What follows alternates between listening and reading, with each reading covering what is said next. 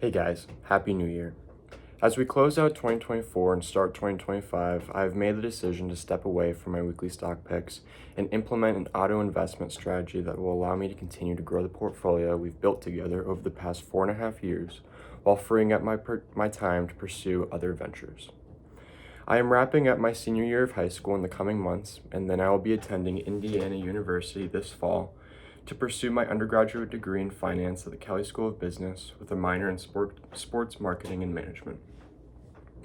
Before I get into the path forward for everyone, I'd like to share some data from the past several years. I started Gen Z Investments in June of 2020 as a pandemic project. I was learning about dollar cost averaging and compound interest with the help of my dad, and that is how I learned about the benefit of regular weekly investments over time. We started with my first 10 GZI stock picks with a $5 investment in each, $50 total, and then I've just allocated $5 a week since then. I've allocated $5 a week towards my weekly stock picks for 236 weeks after the initial 10 stock investment, totaling a $1,230 investment over the course of the 4.5 years I've been doing this. Today, that $1,230 initial investment is spread across 60 stocks in various allocations with a total value of over $2,100, representing an increase of over 70% and growing. We have invested during turbulent times, and the theory that staying consistent and true to our strategy will pay off over the long term has held true. I do not plan to sell any of these stocks for decades. They will continue to grow in value over time. Meanwhile, my plan for the future is simple. Starting tomorrow, I have an automatic weekly $5 investment set up to buy a mutual fund within my Charles Schwab brokerage account called Schwab Target 2065 Index. The ticker for this fund is SWYOX.